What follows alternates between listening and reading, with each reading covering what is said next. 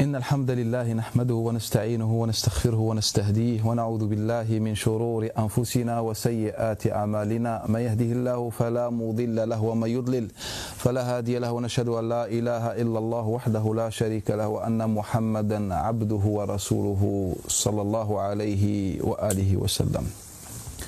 Allah Ta'ala nous a envoyé le messager Muhammad sallallahu alayhi wa sallam pour nous faire sortir des ténèbres vers la lumière. Et cela nous montre, nous indique, cela signifie que la religion ou bien la relation entre l'homme et la religion, c'est une relation de pitié et de miséricorde. C'est-à-dire c'est que Allah Ta'ala a voulu sauver l'humanité en envoyant Muhammad sallallahu alayhi wa sallam. Ce qui veut dire que la religion n'a pas de problème avec les hommes, que la religion ne veut pas exterminer ou tuer les hommes ou les gens. La religion veut sauver les hommes. Et c'est ça le concept islamique de la relation entre Allah Ta'ala et les hommes par l'intermédiaire de Muhammad sallallahu alayhi wa sallam et la religion l'islam. Et cela on le trouve dans pratiquement la majorité des textes coraniques ainsi que les hadiths de Nabi sallallahu alayhi wa sallam. Un verset qui se trouve dans Surat Al-Shu'ara nous résume cela. C'est le troisième verset de Surat Al-Shu'ara. Lorsque Allah Ta'ala dit à Muhammad sallallahu alayhi wa sallam فَلَعَلَّكَ بَاخِعٌ نَفْسَكَ أَلَّا يَكُونُوا مُؤْمِنِينَ. Allah Ta'ala dans ce verset parle avec son messager Muhammad sallallahu alayhi wa sallam en lui disant que tu risques la mort, que tu risques de périr si tu restes avec ton chagrin, le fait que les autres restent non-croyants. C'est-à-dire, l'imam Tabarani, pour comprendre mieux le verset, nous rapporte d'après Ali ibn Abi Talha, d'après Abdullah ibn Abbas, que lorsque le prophète sallallahu alayhi wa sallam a appris qu'il y aura des gens qui vont aller au feu dans l'enfer, wal-iyadu billah, il a été atteint par le chagrin, par la tristesse, il pleurait, il a arrêté de manger, le prophète sallallahu alayhi wa sallam, jusqu'à ce que Allah Ta'ala lui révèle ce verset. Que tu veux mourir, que tu vas dans ce sentier, dans ce que tu fais, dans cet état, tu risques la mort, tu risques la faim, tu risques la perte, le fait que tu restes dans le chagrin par rapport au fait que certains vont refuser le message d'Allah Ta'ala. C'est ça la relation entre le Nabi sallallahu alayhi wa sallam et les gens. Le prophète, il est là par amour, il est là pour nous sauver. Le prophète n'est pas là pour nous tuer. Et celui qui représente est celui le modèle de l'islam. Si je veux comprendre l'islam, j'ai qu'à étudier la vie de Muhammad sallallahu alayhi wa sallam pour comprendre. Dans le hadith que rapporte l'imam al-Bukhari, Ahmad, Muslim et les autres d'après Abi Zinad, d'après Abdurrahman al-Araj, d'après Abi Hurayra et aussi d'après Abdurrazzaq, d'après Ma'amar, d'après Hammam et d'après Abi Hurayra et d'autres chaînes de transmission d'après Abi Hurayra, le prophète sallallahu alayhi wa alihi nous dit « Mathali wa mathalukum » mon exemple et le vôtre, c'est-à-dire ma relation et vous, ma situation, mon exemple et vous, et votre exemple, c'est comme celui qui a allumé un feu pour se réchauffer, pour faire de la lumière, pour un profit particulier. Et on sait bien, Nabi sallallahu alayhi wa sallam nous parle que lorsque il y a des bêtes qui vont être tentés par le feu, par la lumière, des insectes, etc. Et puis ces bêtes vont venir. Il dit donc mon exemple et le vôtre, c'est celui d'un homme qui a allumé un feu pour se réchauffer, pour la lumière. Et lorsque les bêtes, ces insectes commençaient à se reprocher de ce feu, le prophète sallallahu alayhi wa sallam, il dit j'ai commencé à les protéger, à les retirer, à les tirer vers moi pour les protéger du feu, contre le feu. Et donc c'est le prophète qui se met entre le feu, entre la chaleur, entre le mal et les gens. C'est ça la relation de Nabi sallallahu alayhi wa sallam. Elle est là pour nous protéger. Dans la bataille de Uhud, lorsque les mouchriquines ont fait du mal au prophète sallallahu alayhi wa sallam jusqu'à ce que sa bouche a saigné, on lui ont cassé ses dents, son visage aussi, qu'est-ce que le prophète sallallahu alayhi wa sallam répétait? Allahumma khfir li qawmi fa innahum la ya'lamun. Oh Allah, pardonne mon peuple, ce sont des gens qui ignorent, qui ne savent pas, qui ne connaissent pas. C'est un hadith qui est rapporté par l'imam Ibn Hibban, d'après l'imam Moussa ibn Uqba, d'après Zuhri, d'après Sahl ibn Sa'd al-Sa'idi, et c'était la parole de chaque messager envoyé par Allah Ta'ala. À chaque fois un messager, un prophète reçoit du mal, il répond par cette parole. Qu'Allah vous pardonne, vous êtes des gens qui ignorent. Le Nabi sallallahu alayhi wa sallam était ça son discours. Lorsque le prophète fait Mecca, le jour de l'ouverture de Mecca, l'imam al-Tahawi, l'imam Abu Ja'far al-Tahawi, al-Bayhaqi, d'autres nous rapportent, d'après Al-Qasim ibn Sallam ibn Miskin, d'après son père, d'après Thabit al-Bunnani, d'après Abdullah ibn Rabah, d'après Abi Huraira, ce hadith a également plusieurs chaînes de transmission. Il lui dit que lorsque le prophète sallallahu alayhi wa sallam a ouvert Mecca, les sanadides de Quraysh, les ennemis, les têtes de Quraysh n'attendaient que l'épée. C'est-à-dire n'attendaient qu'être condamnés à mort par le Nabi sallallahu alayhi wa sallam. Après tout ce qu'ils ont fait pendant de nombreuses années. Ils ont tué des innocents, ils ont volé, ils ont violé, ils ont tout le mal qui peut exister, ils l'ont fait à l'égard de Nabi sallallahu alayhi wa sallam et les autres. Ils attendaient que l'épée. Et là, lorsque le Nabi sallallahu alayhi wa sallam arrive, leur dit qu'est-ce que vous attendez de moi? Et ils ont dit Ibn Ammin Karim. Ibn, tu es notre cousin, tu es un cousin noble, généreux, miséricordieux. Je vous dis comme Youssef alayhi salam a dit à ses frères, La tathriba alaykum al-yawma yaghfirullahu lakum wa huwa arhamu ar-rahimin. Le prophète sallallahu alayhi wa sallam va leur dire deux choses que aucun être humain n'a dit ça dans l'histoire jusqu'aujourd'hui, avec des gens qui lui fait autant de mal. Il va leur dire deux choses. La tathriba alaykum. Aucune récrimination, aucun reproche. Vous êtes libres. Et la deuxième chose, il leur dit Al-yawma yaghfirullahu lakum. Inch'Allah, Allah vous pardonne. Wa huwa arhamu ar-rahimin. Il est le plus miséricordieux de tout miséricordieux. C'est le plus rahim, le plus clément. Regardez tout ce que ces gens ont fait au prophète sallallahu alayhi wa sallam, à sa famille, aux musulmans, aux croyants et aussi aux non-musulmans qui ont pris une position neutre par rapport au prophète sallallahu alayhi wa sallam. Il leur dit deux paroles. Vous êtes libres, aucun reproche. Juste soyez conscients à partir d'aujourd'hui. Et la deuxième chose, Inch'Allah, Allah Ta'ala vous pardonne. Donc quand on apprend cela sur Nabi sallallahu alayhi wa sallam, on comprend clairement que l'islam, elle est là pour nous protéger. L'islam, elle est là pour protéger l'humanité, pour sauver l'humanité. Ce n'est pas pour prendre en position. L'islam, elle est là, c'est la religion divine. Elle ne peut pas se permettre de se mettre à notre niveau. À notre niveau, c'est-à-dire un adversaire. L'islam n'a pas d'adversaire, n'a pas d'ennemi. L'islam, elle est là pour sauver. Nous sauver, soit nous les bienfaisants ou bien nous les malfaisants. L'islam, elle est là pour nous par amour.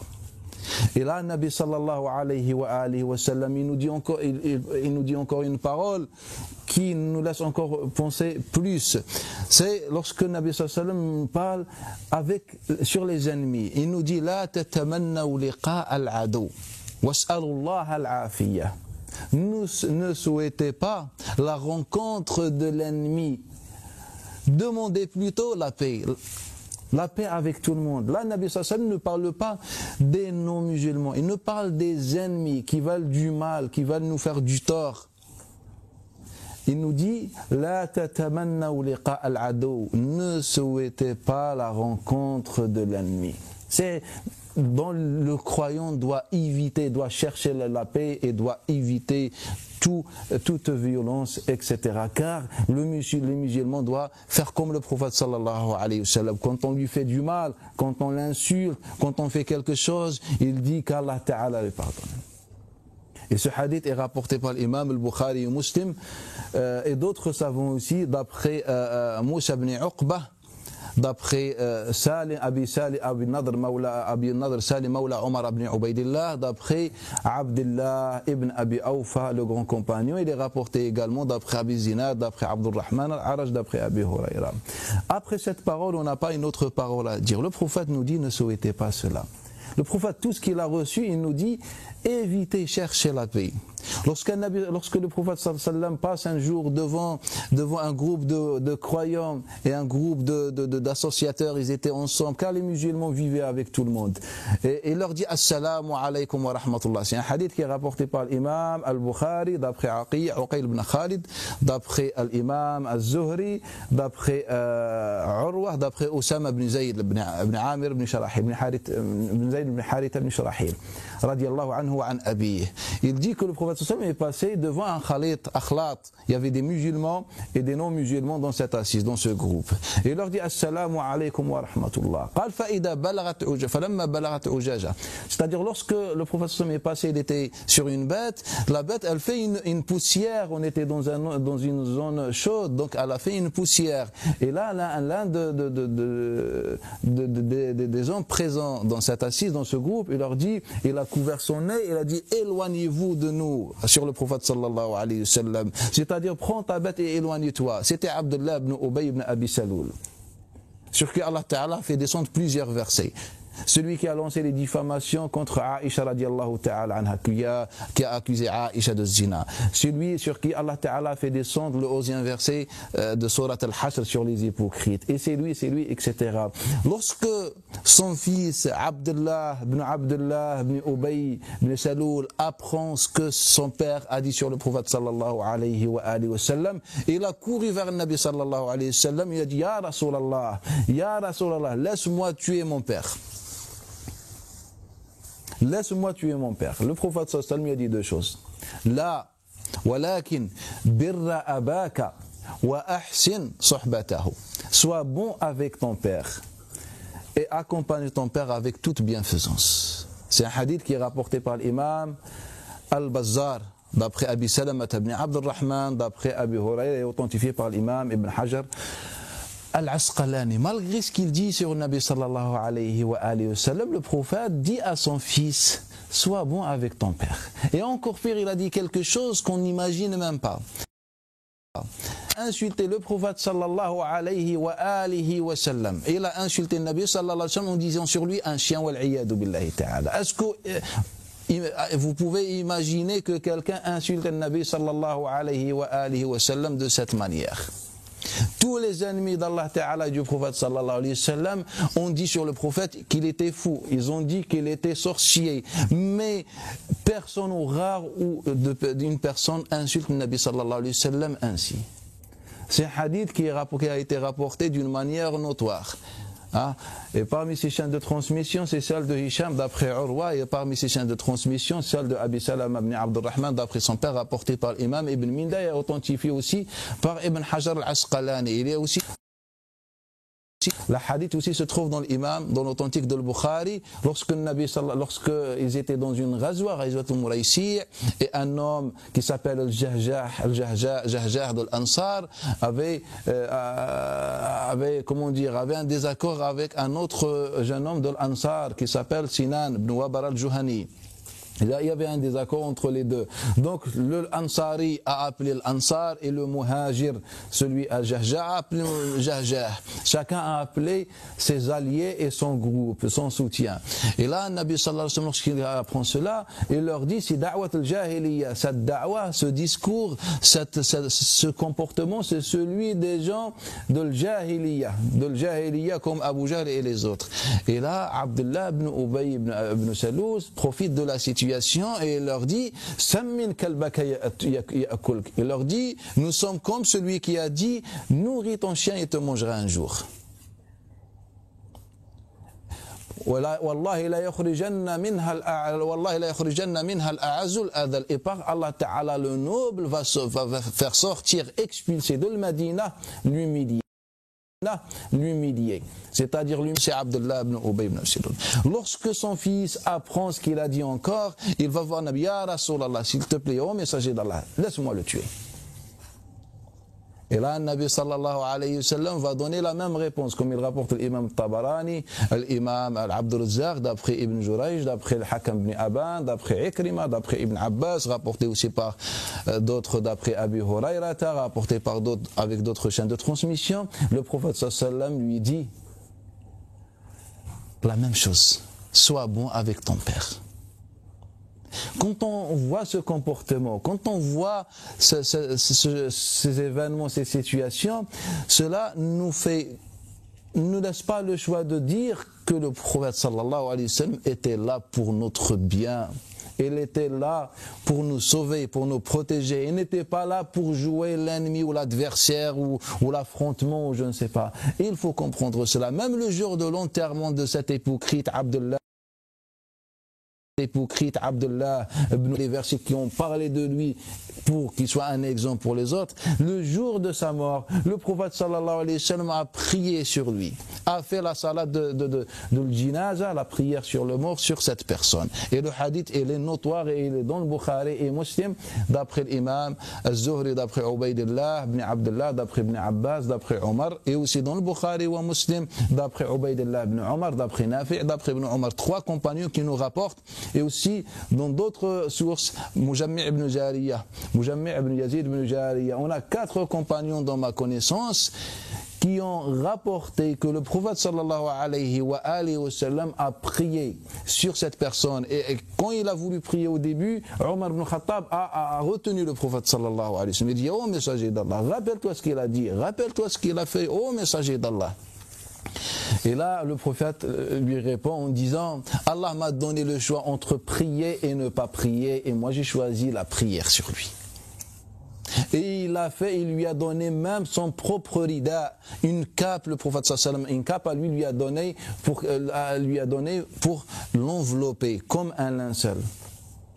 Malgré ce qu'il a dit, malgré ce qu'il a fait, malgré tout, regardez le comportement de Nabi sallallahu alayhi wa sallam. Si le combat est autorisé en islam, c'est pour défendre une terre, c'est ça ce que le prophète sallallahu alayhi wa sallam, pour défendre la cause d'Allah ta'ala. Mais pour attaquer, pour provoquer, pour faire quelconque violence, ça n'existe pas, il n'est pas permis en islam. Si vous avez des questions sur le sujet, Inch'Allah ta'ala, bismillah. Naam. Salam wa rahmatullah. Vous dites que le prophète il a toujours eu des réponses positives vis-à-vis de ses ennemis. C'est-à-dire, par exemple, la réponse, il a formulé la réponse de Youssouf alayhi salam. Naam. Et il disait que qu'Allah ta'ala vous pardonne. Mais on rapporte qu'il y a eu le massacre des Bani Quraïda, et dans lequel il n'aurait pas différencié les combattants ou les non-combattants. Oui. Et donc il aurait ordonné de tuer tous les pubères. Donc comment on peut comprendre, concilier le fait que le professeur Hassan pardonne tout le monde, mais qu'il ait ordonné le massacre? Barakallahu fik. C'est une question aussi importante. Si on dit que le prophète sallallahu alayhi wa sallam, comme il dit le frère, avait toujours une réponse positive, et que toujours il était là pour nous, comment on peut expliquer le fait que le prophète, on attribue au prophète sallallahu alayhi wa sallam qu'il a ordonné de tuer des juifs le jour de Bani Quraïda? En vérité, pour comprendre une chose, on va parler du hadith et puis on va parler d'une manière générale. L'histoire de Bani Quraïda a été rapportée par Abdullah ibn Omar, Abi Sa'id al-Khudri et Aisha radiyallahu ta'ala anha wa ardaha. Ces 3 compagnons nous rapportent l'histoire de Bani Quraïda, qui avait un désaccord entre le prophète sallallahu alayhi wa sallam et Bani Quraïda, etc.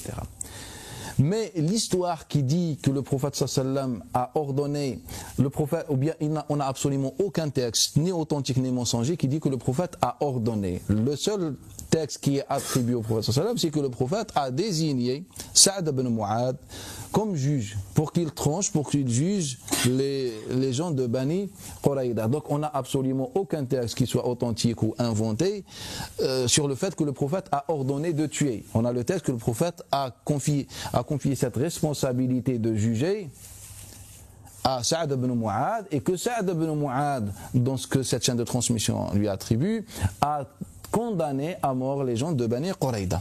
C'est ce qu'on nous rapporte. Maintenant, la question qui se pose, est-ce que cela est authentique? Et est-ce que le prophète sallallahu alayhi wa sallam a permis ou a accepté qu'on tue les gens de Bani Quraïda? Cela est faux. Pour quelle raison?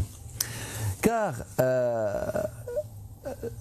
le prophète sallallahu alayhi wa sallam, car celui qui nous parle de la généralité, c'est un hadith que rapporte l'imam Tirmidhi d'après Layth ibn Sa'd, d'après Abi Zubayr, Muhammad ibn Muslim al-Makki, d'après Jabir ibn Abdullah, et qu'on a assassiné 400 membres de Bani Quraïda, 400 membres de Bani Quraïda, sachant qu'il y a des traces qui rapportent 900, 600 plus ou moins, mais ce sont toutes des traces inventées sans chaîne de transmission.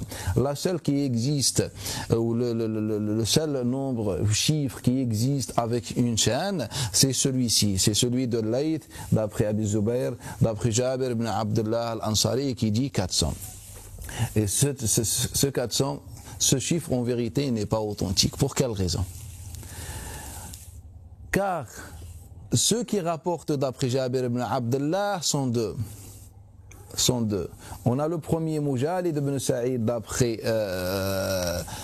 Sha'bi d'après Jabir ibn Abdullah, et on a Layth ibn Sa'd, on a Mujalid d'après Abi Zubayr d'après Jabir, et on a Layth ibn Sa'd d'après Jabir d'après Abi Zubayr d'après Jabir. Le Mujalid ibn Sa'id ne donne pas de chiffres comme il rapporte d'après lui Abu al-Ubayd al-Qasim ibn Salam et Ibn Zanjawayi fil Amwal, ne donne pas de chiffres. Il ne parle même pas de massacre ni rien du tout, que le prophète a confié la responsabilité de juger à Sa'd ibn Mu'adh. L'histoire s'arrête ici. Et puis on trouve chez Tirmidhi d'après Layth ibn Sa'd qu'il y a un nombre. En vérité, ce nombre a une grande histoire. En vérité, ce nombre a une grande histoire. Ce nombre a été inventé pour justifier les actes de Bani al-Abbas. Mais nous, on veut un argument. Comment on peut expliquer cette invention? Il a été mis en place par des proches du gouverneur. Layth ibn Sa'd, son écrivain, s'appelait Khalid al-Madaini. S'appelait Khalid ibn al-Qasim Abu al-Haytham al-Madaini, qui était un apostat, on ne dit pas un apostat, on dit zindir, qui était hypocrite. C'est-à-dire quelqu'un qui montre l'islam et qui cache la mécréance dans son cœur. Il n'était pas musulman. Et Khalid ibn al-Madaini et tous les savants du hadith reprochent à Layth ibn Sa'd le fait qu'il a permis à Khalid al-Madaini de rapporter et d'écrire ces hadiths. C'est lui qui écrivait les hadiths. Et il mettait ce qu'il voulait dans les hadiths de Layth ibn Sa'd. Sur ce point, on n'a absolument aucune divergence. Prenez n'importe quelle biographie de Layth ibn Sa'd, que ce soit ce qu'il a dit l'imam al-Uqayli fi al-Du'afa, ou ce qu'il a dit l'imam ibn Hibban, ou fi al-Majruhin, ou d'autres, tous se sont mis d'accord sur le fait que Layth ibn Sa'd n'est pas beaucoup fiable par rapport à Khalid al-Madaini. Pour vous expliquer, on pose un jour une question à l'imam al-Bukhari sur un hadith qui est très authentique dans son apparence, ce qu'on appelle le hadith de sept signes, ou 7 marques, ou 7 confirmations, car il a été rapporté par les 7 grands savants dans leur époque du hadith, comme Abdullah ibn Zubayr al-Humaydi, comme Ahmad ibn Hanbal et les autres. D'après Qutayba ibn Sa'id, d'après Layth ibn Sa'd, d'après Qutayba ibn Sa'id, d'après Layth ibn Sa'd, d'après Habib ibn Abi Thabit, d'après Abi Tufayl, Amir ibn Wathila, d'après Mu'adh ibn Jabal, que le prophète sallallahu alayhi wa sallam, quand il voulait voyager, ou bien, pas voyager, se déplacer ou avait une activité, il voyait le soleil pour voir l'heure. Si c'était l'heure de Dhuhr, il faisait Dhuhr et l'Asr en même temps. Si c'était pas encore l'heure de Dhuhr, qu'est-ce qu'il faisait? Il retardait Dhuhr à l'heure de l'Asr. C'est-à-dire quand vient l'Asr, il prie Al-Dhuhr et l'Asr jusqu'au Maghreb. Il a le temps. Et aussi pour le Maghreb et l'Isha. C'est un hadith qui est très authentique pour un savant du hadith. C'est-à-dire, il est rapporté que par des grands savants du hadith. Lorsqu'on pose la question à l'imam al-Bukhari sur ce hadith, il dit, ce hadith est inventé, est un mensonge, est inauthentique, est faux. Pour quelle raison? Il leur dit, en fait, lorsque Layth ibn Sa'ad a rapporté cela à Qutayba ibn Sa'id, celui qui dictait les hadiths avec le support de Layth, c'était Khalid al-Madaini. Il rajoutait ce qu'il voulait. Après, il y a une longue histoire sur la relation de Khalid al-Madaini et d'autres transmetteurs, mais l'assise ne permet pas de rentrer dans les détails. Au final, ce hadith a été rapporté par Abdullah ibn Omar, a été rapporté par Aïcha, a été rapporté par Abu Sa'id al-Khudri. Je ne voulais pas évoquer au début le fait qu'il est rapporté Jabir ibn Abdullah, car je m'attendais à ce qu'on me pose cette question. Et donc, il est par Jabir ibn Abdullah, et tous les transmetteurs n'ont jamais parlé d'un, je ne sais pas, un massacre ou d'un chiffre, sauf Al-Layth ibn Sa'ad qui était fréquenté par Khalid al-Madaini. Ça, c'est la première chose. La deuxième chose, Nabi sallallahu alayhi wa sallam, lorsqu'il a emprisonné les juifs de Bani Qurayda, qu'est-ce qu'il a fait le prophète sallallahu alayhi wa sallam? Le prophète sallallahu alayhi wa sallam, il était le plus clément avec Bani Qurayda. Pour quelle raison? Nabi, qu'est-ce qu'il a fait? Pour comprendre cela, il faut qu'on revienne dans l'histoire. Qu'est-ce que le prophète a fait aux gens de Badr? Il les a libérés. Qu'est-ce que le prophète sallallahu alayhi wa sallam a fait à Bani Nadir? Il libéré. Qu'est-ce que le prophète sallallahu alayhi wa sallam a fait à Bani Qaynuqa? Libéré. Donc on a des mouchriquins libérés, on a des juifs Bani Qaynuqa libérés, on a des juifs Bani Nadir libérés. Et après, on a plusieurs d'autres exemples.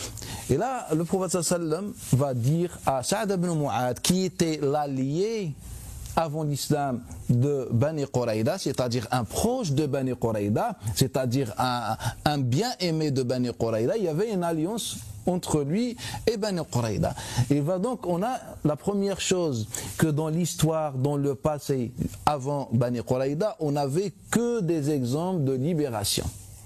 Deuxième chose, le prophète va désigner un proche de Bani Qurayda. Et troisième chose, qu'est-ce que le prophète sallallahu alayhi wa sallam attend de quelqu'un? C'est de suivre sa sunna ou de ne pas suivre sa sunna. Bien sûr que c'est de suivre sa sunna. Et bien la seule sunna qui est existante dans ce sujet, c'était de libérer les non-musulmans. La seule sunna qui a existé jusqu'au jour de Bani Qurayda. Il n'y a aucun texte, aucune trace qui a affirmé que le prophète sallallahu alayhi wa sallam a tué, a assassiné ou a permis de tuer un prisonnier. Donc on n'avait que des traces qui disent le contraire. Et là, lorsque le prophète dit à Sa'd ibn Mu'adh de tranche, qu'est-ce qu'il attend? Il attend que Sa'd ibn Mu'adh fasse la même chose. Repartez, vous êtes libre, ou bien éloignez-vous de Medina pour qu'on préserve la paix à Médine, etc. Et là, Sa'd ibn Mu'adh a jugé et l'a condamné à mort. Qu'est-ce que le prophète sallallahu alayhi wa sallam a fait? Tout ça, ce qu'on sait dans la politique islamique, que le gouverneur ne se mêle pas dans les affaires des tribunaux et des juges, la justice. Donc Sa'd ibn Mu'adh a jugé de tuer, de condamner à mort. Et là, on va passer à la troisième chose. Est-ce qu'il a condamné à mort tous les membres de Bani Qurayda, ou bien il a condamné à mort que les têtes de Bani Qurayda?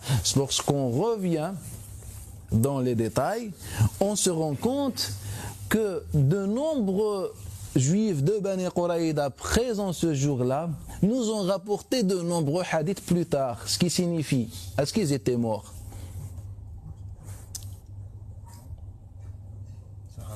Est-ce qu'ils étaient morts?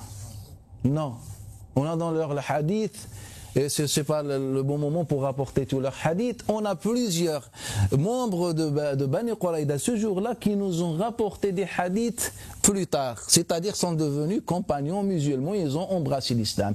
Imaginez-vous, si on a assassiné leur famille de cette manière, est-ce qu'ils auraient embrassé l'islam et être heureux et contents? Impossible. On comprend qu'ils étaient bien vivants. Est-ce que le prophète a tué tout le monde? Non. Et même l'imam ibn Zanjawai nous rapporte d'après Abdullah ibn Salih, d'après Layth, le même transmetteur, d'après Abi Az-Zubayr, d'après Zuhri cette fois-ci, que le Nabi sallallahu alayhi wa sallam, on a voulu de tuer un juif de Bani Quraïda ce jour-là, il leur a dit Utruku fa innahu kana ya'muru, laissez-le, il recommandait ou bien il cherchait ou bien il voulait la paix.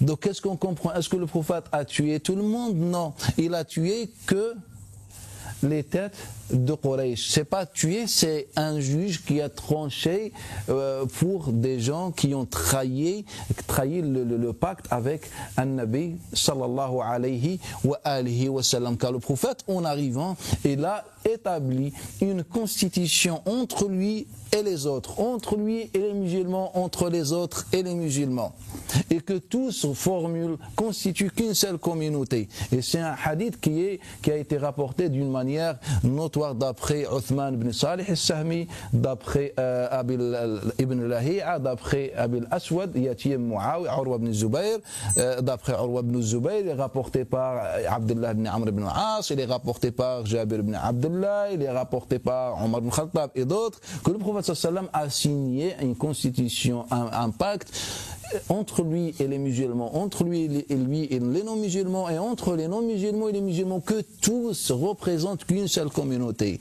En islam, il n'y a pas de communauté musulmane et communauté non-musulmane. Il y a les musulmans, il y a les non-musulmans, mais dans la même région, dans la même zone, on les appelle tous citoyens. Il n'y a pas de différence en islam. Et ça, c'est un sujet, peut-être, Inch'Allah, on l'abordera prochainement, Inch'Allah. Et donc, ce sont des gens qui ont trahi le prophète sallallahu alayhi wa sallam, qui ont trahi le gouvernement, qu'il soit prophète ou n'importe, ils ont trahi un gouverneur après avoir signé plusieurs accords, plusieurs parts, plusieurs conditions, et ils ont tué, ils ont assassiné, ils ont mérité un jugement juste et égal. Et là, le prophète a confié cette responsabilité à Sa'ad ibn Mu'adh radiyallahu anhu, et l'a jugé, et il a tué quelques-uns, et puis qui ont participé, qui ont tué, et il a libéré le reste de Bani Quraïda.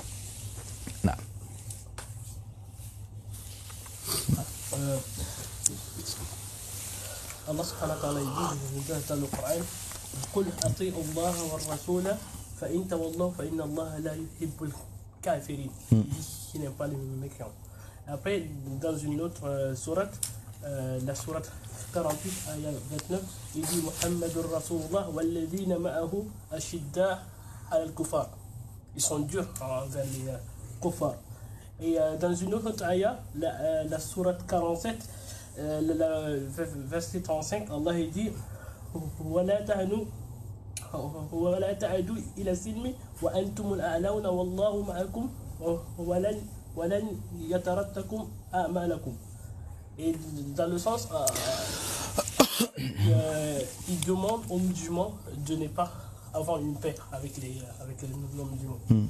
Et quand on suit ces trois ayats, il nous donne une philosophie que le musulman, que Allah il n'aime pas les non-musulmans, qu'il faut être dur envers les non-musulmans, et il ne faut pas avoir une paix avec les non-musulmans.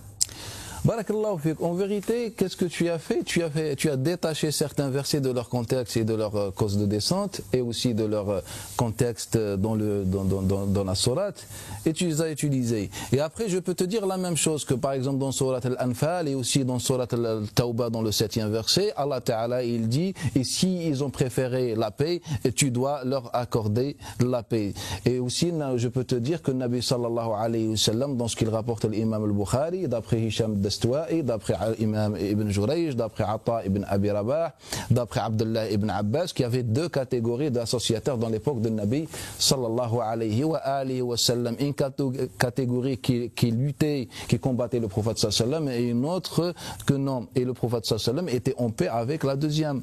Et donc, au fait, il ne faut pas détacher les versets de leur contexte. Ce qu'on appelle la sourate, ce que certains chouyours ont appelé la sourate de l'épée, c'est celle qui tranche au sujet de violence en islam, c'est la sourate de Tawbah, le repentir. Hein, c'est la 9e surah dans le Coran al-Karim. C'est ça la surah qui abroge. Donc dans cette surah, on a dans le 7e verset, déjà Allah Ta'ala il commence par bara'atun. Allah Ta'ala il nous dit vers qui cette parole est adressée. À ceux qui ont annulé, à ceux qui ont trahi le prophète sallallahu alayhi wa sallam et annulé le pacte. Donc on parle d'une catégorie. Et après Allah Ta'ala il confirme cela dans le 7e surat, le 7e verset de la même surat. Si vous demandent la paix, tu leur donnes la paix. S'ils cessent de te combattre, cesse de les combattre. Et donc, est-ce qu'il y a des contradictions dans les versets? Non. C'est tout simple. C'est que on a des catégories, on a des contextes. Mais moi, je vais vous dire quelque chose que jusqu'à aujourd'hui, je n'ai jamais vu encore un cheikh qui a pensé à ça, jusqu'à aujourd'hui, que ce soit un cheikh de tafsir ou autre. Par exemple, la majorité de mufassirin affirme que le 5e verset de Surat At-Tawbah, le repentir, abroge tout verset qui parle de proche ou de loin, d'une manière directe ou indirecte, de paix, de rahma ou bien de conciliation, etc. Ils ont dit le 5e verset de Surat At-Tawbah abroge. Waqatilul mushrikin, combattez les mushrikin.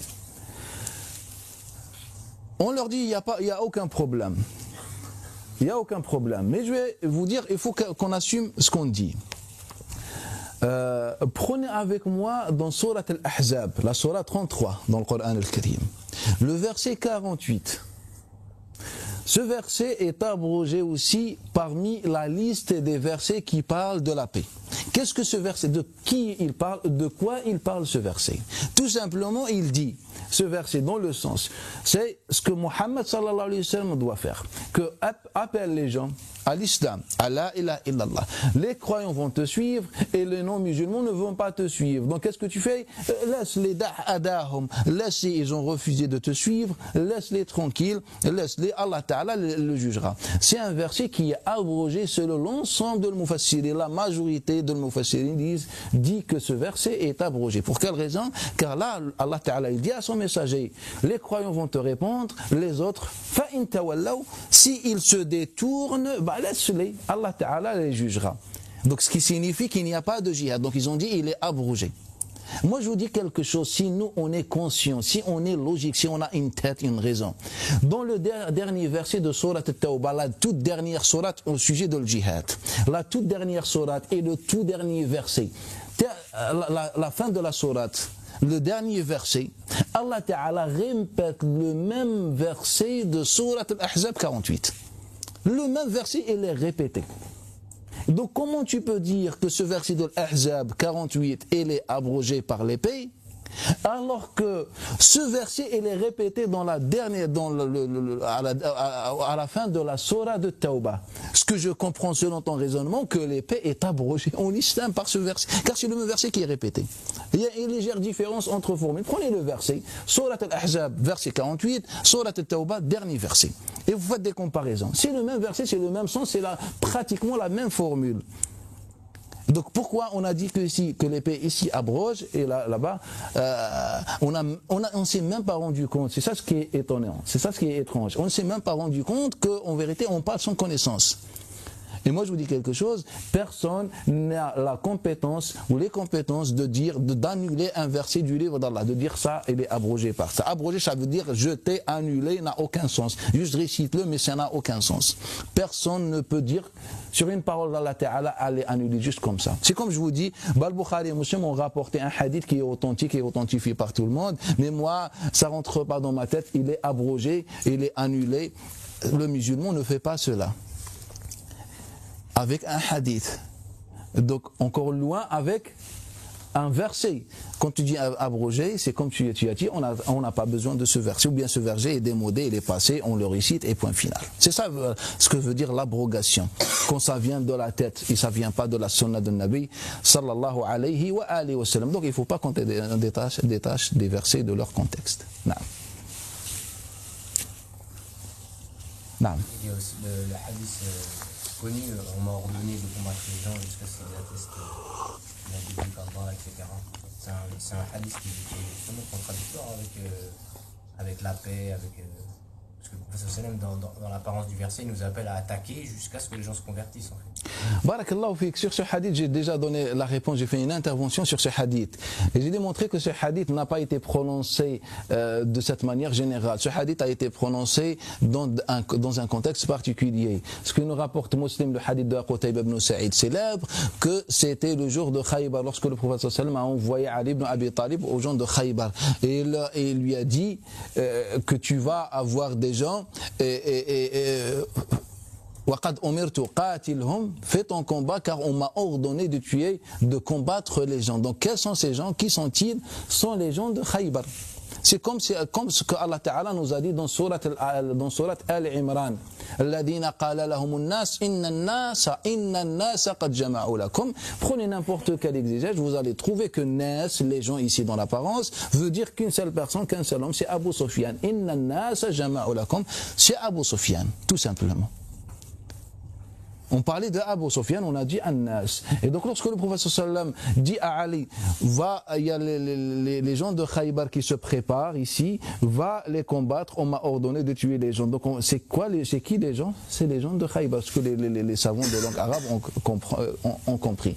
Et le deuxième contexte, c'est le hadith célèbre de l'imam Darmi et d'autres, de Salim ibn Na'ma, lorsque un homme a fait quelque chose, le prophète sallallahu alayhi wa sallam leur a dit condamnez-le à mort par rapport à son acte. Et après, on lui a posé la question, il a dit laissez-le. On pensait que c'était un espion et tout, le prophète sallallahu alayhi wa sallam, il leur a dit, après il s'est rendu compte lorsqu'il a posé une question, que c'est un acte qui ne peut pas être qualifié d'espionnage ou de tout ça, donc on n'a pas une raison pour le tuer, tout simplement. Donc c'est un hadith ici aussi qui est détaché de son sens ou bien de son contexte. Naam. Donc si on comprend bien, c'est donc pour attaquer quelqu'un, il faut que ce soit un ennemi déclaré, qu'il ait fait quelque chose contre nous. Ou qu'il ait participé à une alliance, comme les Bani Quraïda qui auraient participé, certains auraient été tués ou condamnés. Donc certains membres de notre communauté partent de ce postulat-là en disant par exemple dans les attentats suicides ou autres, on leur rétorque oui, mais par exemple les imams en général, oui, mais l'islam ne revendique pas ça, on ne tue pas d'innocents, etc. Eux, ils partent du principe, il n'y a pas d'innocents, sachant qu'ils ont soit collaboré avec le gouverneur donc non-croyant ou autre, ils ont voté pour lui, donc ils deviennent plus innocents, ils sont partisans. Et après, donc l'imam peut répondre, non, il y en a qui ne votent pas. Ils disent, ok, ils ne votent pas, mais ils payent les impôts avec. Donc ils financent ce gouverneur-là, donc le statut d'innocent, il n'y a plus de statut d'innocent. Donc même si on peut les contrer sur les versets, comme quoi ils les sortent des contextes, etc. Donc comment comprendre leur position sur ce point-là? Donc si j'ai bien compris, vu que ces personnes acceptent ou bien même peut-être votent ou donnent un soutien indirect, car direct c'est d'être armé, indirect c'est-à-dire à travers les impôts, tout ça, ou à ce que certaines personnes considèrent comme ennemis, donc vu qu'ils ont cette complicité ou cette forme de complicité, donc on doit les tuer, c'est ça la question. Voilà. Même sur comme ils font un attentat suicide, il y a des dommages collatéraux. Même s'il y avait des musulmans dedans, vu qu'ils sont là, ils payent des impôts, donc c'est pas un souci. Ouais, Barakallahu fik. C'est une question importante. Nabi sallallahu alayhi wa sallam, quand il envoyait les expéditions, qu'est-ce que le prophète leur disait? Prenez avec moi le hadith d'Ibn Abi Shayba, Tirmidhi, Abu Daoud et d'autres. D'après Ibn Isam al-Muzni, d'après son père. Anna an-Nabiy sallallahu alayhi wa sallam kana idha ba'ata al-bu'utha was-saraya. Lorsque le prophète a envoyé des expéditions, etc., il leur disait Ondoro, si vous entendez un adhan ou vous voyez une mosquée, retournez, rentrez. Donc on ne peut pas attaquer. Sachant que s'il y a une expédition, c'est qu'il y a une menace, il y a une raison valable de faire le jihad. Mais il leur dit, si vous entendez l'adhan, l'appel à la prière, ou vous voyez une mosquée, retournez. C'est-à-dire, on ne peut pas viser un coin où s'y trouvent des gens qui sont considérés selon les conditions juridiques comme ennemis, menaçants, etc. et des musulmans bien des innocents. Car le musulman général, qu'est-ce qu'un musulman? C'est celui qu'on ne peut pas tuer, tout simplement. C'est ça. Ce n'est pas le fait qu'il est musulman qu'on ne peut pas le tuer. C'est le fait qu'il est innocent. Pour quelle raison? Car le prophète a fait la même chose pour les non-musulmans. Il disait la même chose pour les non-musulmans. Prenez le hadith de Malik d'après Ja'far al-Sadiq, d'après Muhammad al-Baqir, d'après Jabir ibn Abdullah al-Ansari. Prenez aussi le hadith de Malik d'après Humayd al-Tawil, d'après Anas ibn Malik. Ce hadith se trouve dans le Bukhari ou Muslim.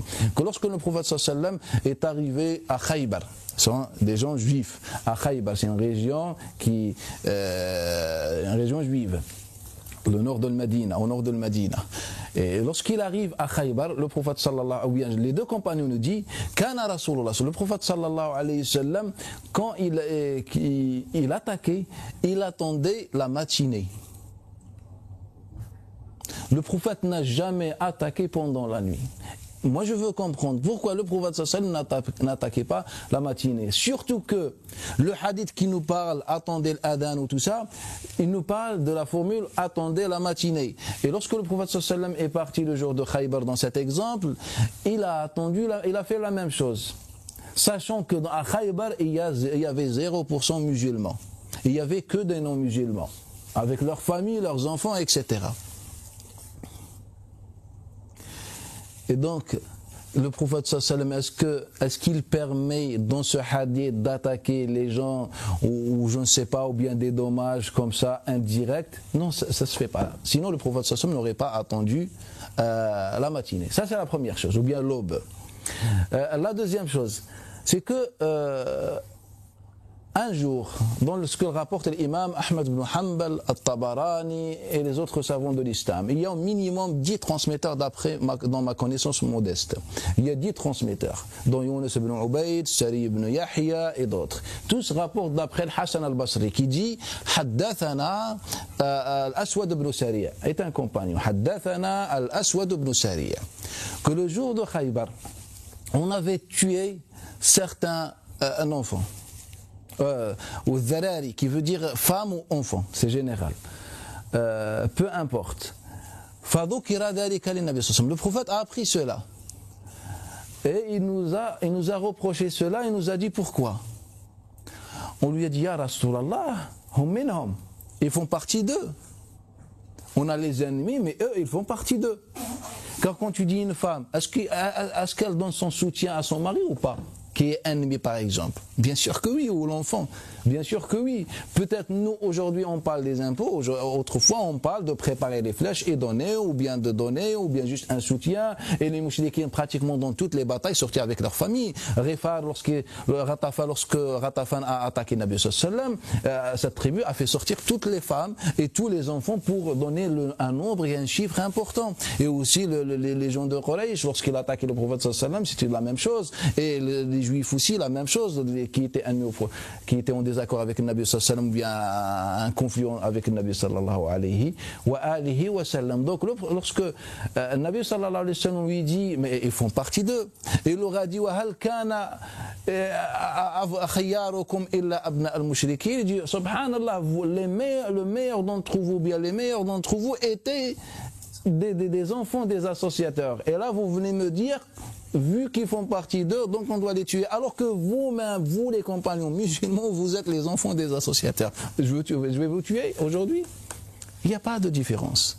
Est-ce que Et la troisième chose, si cela est autorisé, de faire par exemple un attentat ou une bombe, pourquoi le prophète sallallahu alayhi wa sallam n'a jamais utilisé de catapulte contre les non-musulmans? Peut-être vous allez me dire, mais si le prophète il a utilisé la catapulte le jour de Taïf contre les gens de Taïf, je vous dis ça c'est un mensonge dans l'histoire. Et depuis le début de l'islam, les savants ont démontré que c'est un mensonge. Prenez l'imam, ce que rapporte l'imam Abu Daoud dans le Marasil, d'après Al-Awza'i, d'après Yahya ibn Abi Kathir, astaghfirullah, que le prophète sallallahu alayhi wa sallam a encerclé ou bien assiégé à Taïf pendant 40 jours.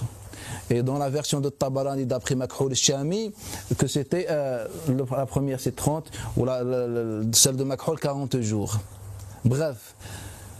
Et là, Yahya al-Awza'i dit, j'ai dit à Yahya ibn Abi Kathir, est-ce que le prophète sallallahu a utilisé la catapulte contre les gens de Taïf? Car c'est le seul endroit où on rapporte que le prophète l'a utilisé. قال فأنكر ذلك وقال لا نعرفه. Qu'est-ce qu'il a dit à Yahya ibn Abi Kathir? Il a nié, il dit al-Awza'i, il a nié, il a dit on ne connaît pas ça, on ne connaît pas cela, on n'a jamais entendu parler. Déjà lui il rapporte le récit, l'événement de cette bataille, mais il dit qu'on ne connaît pas, on ne nous a pas rapporté cela. Et puis la deuxième, on a un autre hadith qui parle de ça aussi, rapporté par l'imam al-Bayhaqi dans Dala'il al-Nubuwwa, que le prophète, d'après Abu Ubaïda, que le prophète a utilisé la catapulte. Mais ce hadith il est rapporté uniquement par Abdullah ibn Amr al-Misri, qui est monteur et le chef de monteur dans son époque. C'était un exemple de mensonge dans son époque, sans divergence. Et autre chose, la bataille la plus dure, c'est-à-dire ou bien l'encerclement, ou bien les gens qui étaient les plus résistants contre le Nabi sallallahu alayhi wa sallam, sans divergence, sont les gens de Khaybar. L'imam al-Bukhari et Muslim, avec les chiens que j'ai cités tout à l'heure, tous nous ont dit, et c'était le siège ou bien l'encerclement le plus difficile pour le prophète sallallahu alayhi wa sallam. Et le prophète est resté pratiquement la même période, il n'y a pas une grande différence. L'autre 30 jours, l'autre c'est un peu, pour Khaybar un peu moins de 30 jours, sauf que Khaybar, le jour de Khaybar était encore plus dur. Les compagnons ne témoignent, alors que dans Taïf ne disent pas cela. Mais pourquoi le prophète ne l'a pas utilisé le jour de Khaybar, et il attend, alors que c'était le plus dur, et il attend le jour de Taïf qui était facile et il l'utilise. On n'a absolument aucune chaîne qui peut être authentifiée même de loin. On a l'unique chaîne que rapporte l'imam al-Bayhaqi, mais qui est remplie de menteurs. Et donc, on comprend de cela que le Nabi sallallahu alayhi wa sallam n'a jamais touché les civils, malgré que les civils ont une forme de participation, je ne sais pas. Et il n'y a aucun texte. Le prophète avait interdit de tuer les femmes, et ça c'est notoire. Le prophète sallallahu alayhi wa sallam, dans le hadith aussi de Sufyan al-Thawri célèbre, qui est rapporté par l'imam Ibn Abi Shayba d'après Sufyan al-Thawri, le hadith célèbre, le Nabi sallallahu alayhi wa sallam, Nabi naha an qatl al-usafa, que le prophète sallallahu alayhi wa sallam a interdit de tuer les civils. Al-Asif, c'est celui qui travaille hors l'armée, c'est-à-dire un agriculteur, un commerçant ou peu importe. Le prophète a interdit de tuer les civils. Abu Zubayr, d'après Jabir ibn Abdullah, qu'on interdisait de tuer les civils. Il rapporte, on interdisait, c'est un compagnon, c'est-à-dire dans l'époque de Nabi, on interdisait, et dans l'époque de Abu Bakr et Omar ibn Khattab, on interdisait de tuer les civils. Et sur cela, on a de nombreux hadiths qui témoignent qu'il est interdit de toucher à ceux qui ne sont pas dans la bataille. Naam. Naam. On dit que l'islam c'est une religion qui n'est pas violent, mais quand on regarde l'histoire islamique, de l'empire islamique, on voit qu'il y a eu beaucoup de combats et que dans l'histoire islamique, il y a eu beaucoup de sang qui a été. Comment on peut expliquer ça? Sachant qu'il y a un hadith de prophète qui dit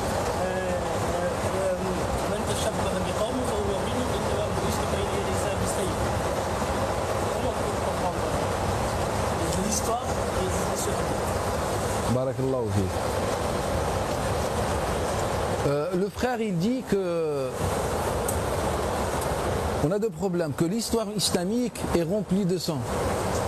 Deuxième chose, c'est un hadith de Nabi qui est attribué au prophète sallallahu alayhi wa sallam, qui dit celui qui imite un peuple fait partie d'eux, et on m'a envoyé, ou bien j'étais envoyé juste avant l'heure avec l'épée, et ma subsistance a été placée à l'ombre de mon épée. C'est un hadith que j'ai fait dans une intervention et j'ai démontré que c'est un hadith inventé. Et c'est pour ça, je ne vais pas le répéter. Ce hadith, c'est un hadith inventé. Il est connu à beaucoup de monde. Mais avec le premier passage, en vérité c'était le dernier passage, celui qui imite un peuple fait partie d'eux. C'est un hadith qui est mensonger. Il n'existe pas, le prophète sallallahu alayhi wa sallam ne l'a jamais prononcé, et j'ai démontré ça dans une intervention. où il y a plus de détails. Sur la deuxième question, le fait que l'histoire musulmane était remplie de sang, etc. Aujourd'hui, nous, on cherche à comprendre l'islam. On n'est pas en train de chercher, on n'est pas en train d'étudier ou d'analyser la civilisation islamique ou bien l'histoire des musulmans ou l'histoire des individus. Si on parle de Nabi sallallahu alayhi wa sallam, est-ce que la vie de Nabi sallallahu alayhi wa sallam était remplie de sang ou pas? C'est ça la question qu'on doit poser. Sinon, est-ce que les gens ont fait couler du sang ou pas? Si on dit oui, ça pose aucun problème, on les condamne. Si on dit que non, ça serait mashallah, tant mieux. Est-ce que le prophète sallallahu alayhi wa sallam a fait ça? Non. Le prophète sallallahu alayhi wa sallam, prenez avec moi la 8e sourate, Anfal, et le verset numéro 30. وَإِذْ يَمْكُرُ بِكَ الَّذِينَ كَفَرُوا. Allah Ta'ala, il dit à son messager, rappelle-toi, lorsque les mouchriquins, les associateurs complotaient pour te tuer, يَقْتُلُوك أَوْ يُثْبِتُوك, ou te prisonner, أَوْ يُخْرِجُوك, te bannir et t'expulser. Rappelle-toi. Cette sourate nous documente la fin de la période mecquoise. Il lui dit, Allah dit à son messager, rappelle-toi le complot que les mouchriquins faisaient contre toi, de te tuer, de vouloir te tuer, de te mettre en prison jusqu'à ta mort, ou bien de t'expulser de Mecca. Voilà ce que les mouchriquins ont donné au prophète sallallahu alayhi wa sallam. Soit la mort, soit la prison, soit on te jette, on te bannit. Et là, le prophète sallallahu alayhi wa sallam va aller à Médine. Et il va leur dire dans le hadith célèbre de Abdurrahman ibn Ka'b d'après son père. Il va leur dire, bay'uni pour une chose. Si vous voulez me prêter serment d'allégeance, ça serait sur une chose. De antamna'uni, de me protéger, de me préserver, tout simplement. C'est ça, c'était la bay'a. Et dans ce jour-là, ou bien quelques jours avant ce jour-là, on avait plusieurs discours qui ont été prononcés par des gens de l'Ansar. Abu al-Haytham ibn Tihan, As'ad ibn Zurara et d'autres. Tous ont dit la même parole, rapportée par Urwa, rapportée par Abu Zubayr d'après Jabir ibn Abdullah, rapportée par Abdurrahman ibn Ka'b ibn Malik d'après son père et d'autres. Tous ce chaîne de transmission nous rapporte ce que Abu Tihan a dit et Abu al-Haytham ibn Tihan, ce que As'ad ibn Zurara a dit. Et alors il disait à leur peuple, il a dit, est-ce que vous êtes conscient de ce que vous êtes en train de faire? Lorsqu'on a proposé au prophète sallam de venir à Médine, et ces gens, ces compagnons disaient à leur peuple, est-ce que vous êtes conscients de ce que vous faites? Est-ce que vous êtes conscients de ce que vous proposez au messager, au Muhammad sallallahu alayhi wa sallam? Vous êtes en train de lui proposer une chose qui va lever toute l'humanité, al-alamin, contre vous. Donc eux, ils n'avaient pas l'intention de provoquer les autres. Le prophète sallam non plus, il a demandé que la protection de la ilaha illallah. Et les compagnons, ils étaient dans ce sens-là. Et puis le prophète sallam a fait l'hijra, son immigration. Et lorsqu'il arrive, le jour où il arrive à Médine, les mouchriquins, ou bien les gens de Médine, les Médinois, reçoivent la lettre envoyée par Abu Sufyan, rapportée par Abu Daoud et Tirmidhi avec la même chaîne de transmission de Zuhri d'après Abdurrahman, d'après son père. Et ils reçoivent la lettre envoyée par Abu Sufyan, qui dit, soit vous renvoyez Muhammad à Mecca, soit c'est-à-dire on vient vers vous avec une armée que vous ne pouvez pas affronter, pour vous exterminer tous. Ceux qui ont accepté Muhammad et ceux qui n'ont rien dit ou bien qui ont gardé une position neutre. Et comment on peut dire qu'on parle de Nabi sallam et le sang? Le prophète n'a jamais cherché cela. Si il y avait quelques batailles dans l'époque de Nabi sallam, c'était vraiment le dernier choix et la dernière possibilité pour défendre la ilaha illallah. La question al-futuhat, les ouvertures. Non. Parce que l'islam il s'est ouvert avec l'épée par l'expansion. C'est-à-dire que soit on dit la ilaha illallah, soit on combat, soit on paye un impôt. Et il y a aussi l'histoire du zimmi. On va bien savoir si on peut parler du zimmi aussi dans l'islam. Et une dernière chose, au niveau des personnes que le prophète sallam aura ordonné de tuer, comme certains poètes ou certaines personnes qui insultaient le prophète. Sallallahu alayhi wa sallam. À cette sallam, il a été rapporté que le prophète il aurait ordonné de tuer, comme Asma bint Marwan, ou d'autres personnes que le prophète aurait ordonné de tuer. Barakallahu fi. Donc si j'ai bien compris, il y a deux questions. Une question sur ce qu'on appelle l'ouverture, que l'islam s'est propagé avec l'épée, sous forme de jihad al-fath, l'ouverture.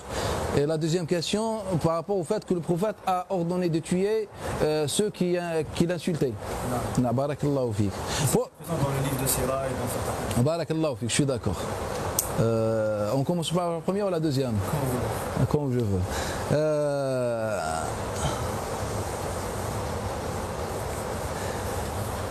Est-ce qu'en islam existe un jihad qui s'appelle le jihad de l'ouverture? Si vous me parlez de l'islam de Muhammad sallallahu alayhi wa sallam, n'existe pas. Si vous me parlez de l'islam des hommes, la perception des hommes, la vision des hommes, selon leur niveau, selon leur contexte, là c'est votre problème. Mais si vous me parlez de Muhammad sallallahu alayhi wa sallam, je peux donner des milliards d'années pour les chercheurs pour me trouver un verset, un hadith qui justifie ce jihad en islam, ce soi-disant jihad en islam, ou bien qui parle ou qui appelle à ce jihad en islam. Ça n'existe pas. Quand on prend tous les versets nous parlent de se défendre. Tous les versets nous parlent de se défendre. Allah Ta'ala, il nous a dit qu'il n'aime pas les injustes en parlant de jihad. Ceux qui ont, Allah, lorsqu'il parle, il décrit les croyants et ils nous ont dit, les croyants ce sont eux qui ont, lorsqu'on leur fait du mal, qu'est-ce qu'ils font? Ils se défendent. Donc, c'est dans ce contexte que le jihad existe. Et après, à la fin du verset, Allah Ta'ala, il dit Inna Allah la yuhibbu adh-dhalimin. Allah n'aime pas les injustes. Qu'est-ce qu'on comprend? Si Allah te dit, toi le croyant, si tu reçois de l'injustice, tu peux te défendre. Mais Allah n'aime pas les injustes. Qu'est-ce que tu comprends? Je vous parle vous-même, si vous êtes d'accord avec moi ou pas, qu'est-ce que vous comprenez si je vous dis comme ça, que ce soit en arabe, en hébreu, en français, en anglais, qu'est-ce que vous allez comprendre si je vous dis, si quelqu'un te fait du tort, si quelqu'un t'agresse, défends-toi, mais ne sois pas injuste. Moi je comprends personnellement que je peux me défendre, mais je ne peux pas agresser, alors qu'on n'a pas compris ce sens-là.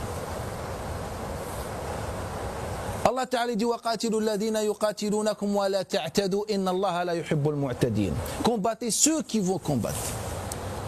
Et Allah n'aime pas, il confirme, n'aime pas les injustes. Si tu me dis que le jihad de l'ouverture existe en islam, je comprends tout simplement que Allah Ta'ala aime les injustes. Car Allah Ta'ala, il nous donne le secret, la sagesse, le critère, la illa, appelez-le comme vous voulez. Que celui qui commence, c'est un mu'tadi, un agresseur. Celui qui commence, c'est un injuste. Et Allah n'aime pas les injustes. Comment tu peux me dire que ça, c'est un jihad béni? C'est un jihad maudit, ce n'est pas un jihad béni. Le prophète sallallahu alayhi wa sallam n'a jamais fait ce jihad. Et si tu me dis, mais on dit aussi que le prophète envoyait des expéditions, bien des prêcheurs, et il disait et proposait aux gens trois choses, soit l'islam, soit la jizya, soit c'est-à-dire les impôts de la définition islamique, soit c'est quoi la troisième? Soit l'épée. Barakallahu fik. Ça c'est un mensonge. Allah Ta'ala a parlé qu'une seule fois de ce sujet dans la surah de Tawbah, le repentir. Et il a parlé sur ça uniquement avec ceux qui ont attaqué le prophète et ils ont trahi le Nabi sallallahu alayhi wa sallam. Et donc le prophète sallallahu alayhi wa sallam, il a parlé uniquement des juifs et les chrétiens qui étaient avec le Nabi sallallahu alayhi wa sallam. Que ceux qui t'attaquent au messager d'Allah ou bien toi le gouverneur et qui vivent sous ton pouvoir, ta sécurité, toi tu veilles pour leur sécurité et ils t'attaquent, dans ce cas-là, ils ont des sanctions. Appelle ça le jizya ou bien comme tu veux. Après il y a d'autres dimensions de le jizya qui n'ont aucun rapport avec la violence ou le jihad. Mais moi ce que je veux dire, c'est que le prophète n'a jamais envoyé quelqu'un pour dire aux gens soit la ilaha illallah, soit le jizya, soit l'épée. Et je peux vous donner des milliards d'années pour me sortir un texte. Mais c'est facile, vous allez me dire, ma Muslim le rapporte. Alqama ibn Martad, d'après Ibn Bouraïda, d'après son père, que le prophète sallam, quand il a envoyé, pour vous préciser, car nous on se trompe dans la traduction. Lorsqu'on utilise le verbe ou l'auxiliaire en arabe kana, en français, ils la traduisent dans l'imparfait. C'est-à-dire, il envoyait, ou bien il disait, ou bien il faisait. Et ça, c'est en langue arabe. Kana en langue arabe n'indique l'acte qu'une seule fois. N'indique qu'un seul acte dans un seul temps. C'est pour vous préciser. Quand je dis il voyait, on ne peut pas le traduire en arabe par kana. Car kana c'est une seule fois. Plus d'une fois, il faut le contexte. Il faut qu'il y ait un contexte qui indique que c'est plus général, qui n'a pas été utilisé dans son sens réel. Bref, Burayd ibn al-Hasib dit que le prophète, lorsqu'il a envoyé un prêcheur ou l'expédition, lui a dit proposez-leur la ilaha illallah, l'islam, soit le jizya, soit l'épée. Moi j'ai deux problèmes avec ce hadith. Pas avec ce hadith, car je ne suis pas d'accord que c'est un hadith prononcé par le Nabi sallallahu alayhi wa sallam. Avec ce texte. Si je dis hadith, c'est par rapport au fait que c'est un terme technique. J'ai deux choses. Comment tu peux me dire que l'islam dépend du choix des autres? C'est-à-dire qu'on est libre, j'accepte ou je refuse. Et quand je te dis la ilaha illallah, et si tu ne dis pas, donne de l'argent, c'est-à-dire que je suis un escroc. Moi je comprends ça. Et si tu veux pas d'argent, c'est comme les bandes de crimes aujourd'hui font, ou depuis toujours dans l'histoire. Ce qu'on appelle sa'alik. Depuis toujours, soit tu fais ça, soit ça. Soit donc tu me donnes de l'argent, soit je te tue. Est-ce que c'est ça l'islam? Je ne suis pas d'accord que c'est ça l'islam. Et la deuxième chose qui est logique, moi je veux un argument. Car aujourd'hui, quand on parle avec un prêcheur, juste il nous raconte toute sa vie, sauf la réponse de la question. Bref, moi j'ai un problème pour ce hadith. Si je prends le hadith, le même événement dans lequel ce hadith a été prononcé, j'ai une contradiction. L'imam al-Bukhari, al-Bayhaqi et d'autres nous rapportent la même chose. La même chose. Car Burayd al-Hasib a rapporté cela lorsque le prophète sallam a envoyé les gens au Yémen, la 10e année. La 10e année. Khalid ibn Walid, Mu'adh ibn Jabal, etc. Dans le même événement, on a Burayd qui nous dit que le prophète a dit proposer trois choses, et on a que les compagnons, les musulmans qui ont été envoyés par le prophète sallam n'ont jamais proposé ces trois choses. C'est-à-dire, si je prends le hadith al-Bukhari, d'après Ibrahim, Yusuf ibn Ibrahim ibn Abi Ishaq Sabi'i, d'après son père, d'après son grand-père, d'après le Barra ibn Azim, il dit j'étais là, avec Khalid ibn al-Walid. J'étais présent, il nous dit. Ce jour-là, j'étais présent. Et je suis resté avec Khalid ibn al-Walid pendant 6 mois, en train de leur faire la da'wa. فَدَعَوْنَاهُمْ سِتَّةَ أَشْهُرٍ. On est resté 6 mois en train de leur rappeler la ilaha illallah, Muhammad Rasulullah, de leur parler de l'islam, etc. Et toi tu viens me dire, le prophète il dit 3 jours, soit l'islam, soit le jizya, soit... Et tu leur donnes 3 jours de temps. Et là ce qu'on m'a dit, ils sont restés 6 mois. Et déjà le temps qu'ils ont embrassé l'islam, et que Mu'adh ibn Jabal qui était le juge envoyé par le Nabi sallallahu alayhi wa sallam dans cette expédition, le temps, quand le prophète sallallahu alayhi wa sallam, et le temps que qu'ils embrassent l'islam, Mu'adh ibn Jabal n'a pu récolter la jizya, la zakat, qu'après la mort de Nabi sallallahu alayhi wa sallam. Car Mu'adh ibn Jabal, lorsque le prophète est mort, il était encore au Yémen. Ils étaient encore dans le da'wah. Et toi tu viens me dire soit la ilaha illallah, soit le jizya, soit l'épée. Ça n'existe pas en islam, ça. Allah Ta'ala a parlé, et j'ai un livre sur la jizya en islam, mais on ne peut pas aborder toutes les dimensions de ce thème, mais ce qui nous concerne aujourd'hui, c'est par rapport au jihad et la violence. Le prophète sallallahu alayhi wa sallam n'a jamais prononcé le fait que, on n'a jamais proposé ces 3 choix, n'a jamais imposé ces 3 choix. Et j'aimerais bien que quelqu'un vienne m'asseoir avec moi après avoir fait ses recherches, qu'il soit cheikh ou peu importe, et il me dit le contraire. Le prophète n'a jamais proposé ces 3 choix. Et comme ça, il me récite, il me donne les autres textes qui sont connus. Sinon, je donne du temps nécessaire pour que vous fassiez, vous ou n'importe qui, les recherches pour me confirmer ou me dire le contraire. Et il vient me voir. Le prophète, pourquoi on attribue au prophète sallam cela? La question, ce n'est pas personnel. Moi, ce qui me dérange, pense ce que tu veux, fais ce que tu veux dans ta vie, mais devant moi, n'invote pas des choses sur le Nabi sallallahu alayhi wa sallam. J'aime le prophète sallallahu alayhi wa sallam et je veux qu'il reste comme Allah l'a envoyé à toute l'humanité. Pas avec le moule que chacun peut créer pour le prophète sallallahu alayhi wa sallam selon sa façon de voir les choses. Donc ça, c'est la première chose. La deuxième chose, par rapport au fait que le prophète a ordonné de tuer des gens. Là, je vous ai donné un exemple concret. Je vous ai dit Abdullah ibn Ubay ibn Abi Saloul a insulté le prophète plusieurs fois. Et à chaque fois, le prophète dit soit bienfaisant, soit bon. Et le prophète va même l'envelopper. Le prophète va prier sur lui. Moi, si je prends cet exemple, et je prends l'exemple que le frère cite ou veut citer sur le fait que le prophète a ordonné de tuer des gens, c'est une contradiction ou pas? Car les deux ont fait la même chose. Lui, il a insulté, eux, ils ont insulté. Lui, il a voulu tuer le prophète sallam, eux, ils ont voulu tuer le prophète sallam. Pourquoi lui, on prie sur lui avec amour, et pourquoi sur les autres, il faut les tuer? Moi, je pense que ça, c'est un problème. Je vais vous donner un exemple je vais raconter quelque chose, pour avoir une idée comment on a manipulé les textes prophétiques et la sira. Donc je vous dis par expérience, 50% de la sira, ce qu'on attribue au prophète sallam, soit est inventée, soit elle est arrachée de son contexte et utilisée vraiment dans le sens inverse. Ça, je peux vous dire et vous confirmer. Et j'ai pu voir pratiquement tout ce qu'on a rapporté sur le prophète sallallahu alayhi wa sallam en matière des chaînes de transmission, les récits, les versions, et alhamdoulilah, je peux vous donner cette constatation. Dans 20, 30 ans, faites vos recherches, vous allez revenir avec la même conclusion. Je vais vous donner un exemple. Ibn Sanina, ou Sunayna, ou comme vous voulez. De toute façon, ce n'est pas un nom arabe.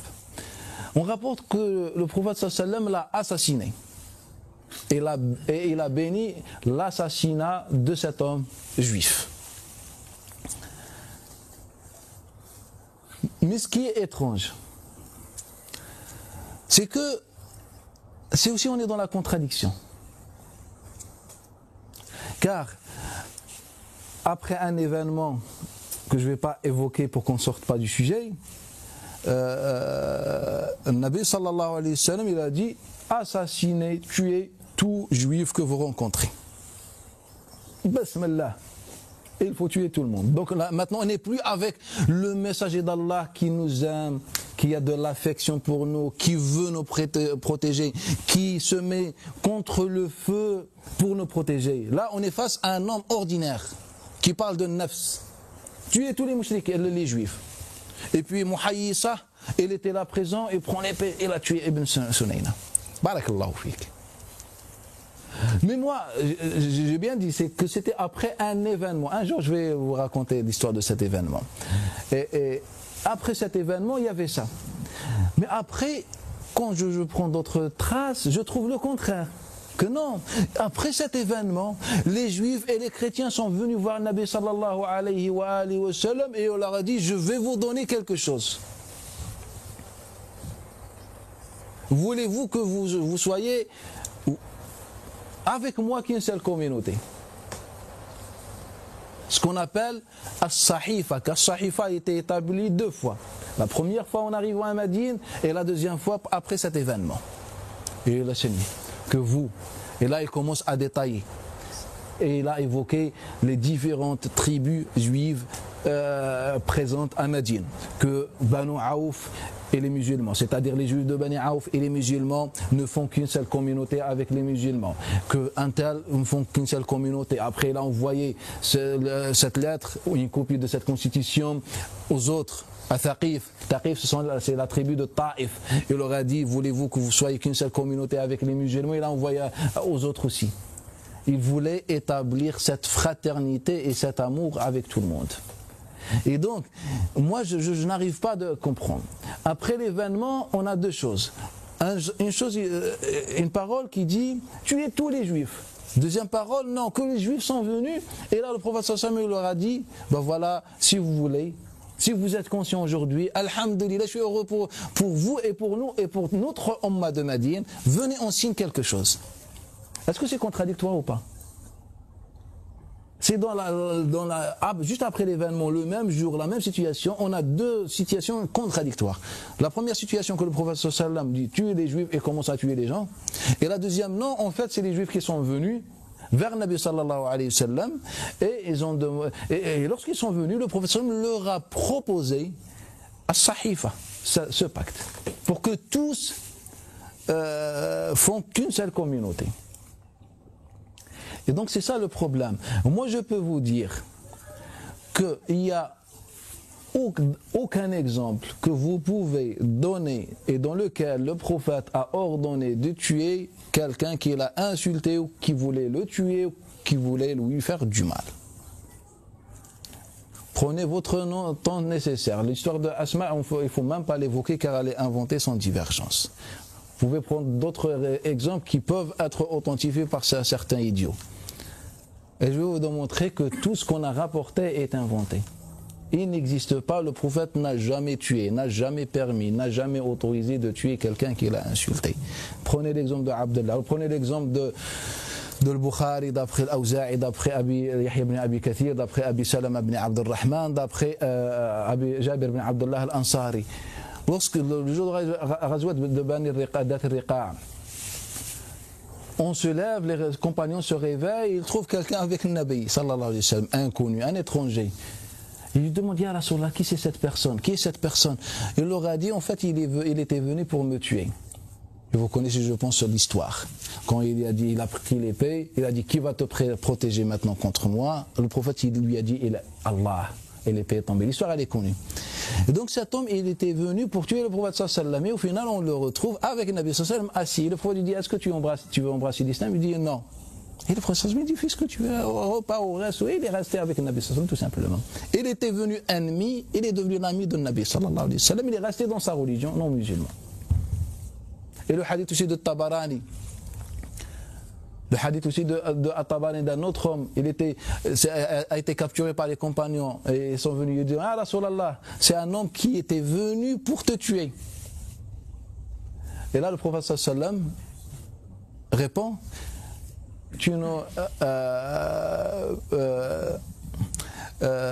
comment il a dit, Allah ne t'aurait pas donné l'occasion de me tuer. Repars chez toi. Le jour de l'Hudaybiyah, le hadith il est dans Muslim, d'après Hamad ibn Salam, d'après Thabit, d'après Anas ibn Malik, que 80 mouchriks sont venus pour tuer le Nabi sallallahu alayhi wa sallam. Il les a tous arrêtés, capturés. Repartez, vous êtes libres. Ça n'existe pas que le prophète sallallahu alayhi wa sallam a voulu tuer quelqu'un. Je vous donne encore plus de temps pour faire des recherches si vous trouvez. Et j'aimerais bien que vous vous rameniez des choses dans lesquelles, ou bien des personnes assassinées ou bien autorisées par Nabi sallallahu alayhi wa sallam. Je vais poser une question, j'ai envie de partir du principe où vous nous dites, où les musulmans aujourd'hui on constate que, on nous a dit que le Bukhari Muslim ce sont les textes les plus authentiques après le Coran, après le livre de Dieu.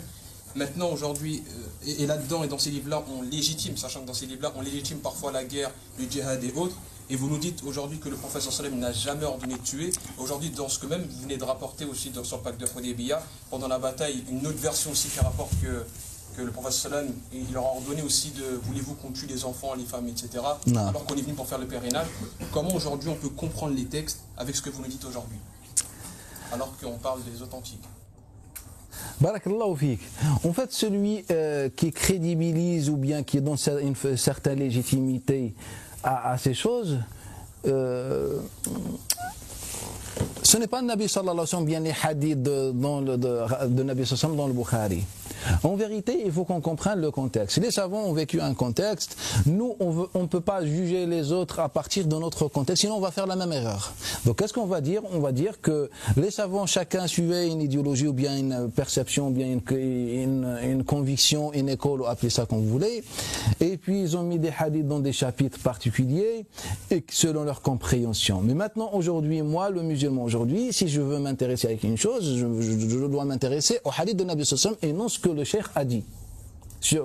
Ou bien a compris sur le hadith de Nabi sallallahu alayhi wa sallam. Maintenant tu parles du hadith lorsque le prophète sallallahu alayhi wa sallam est parti ouvrir comment ça s'appelle, Mecca.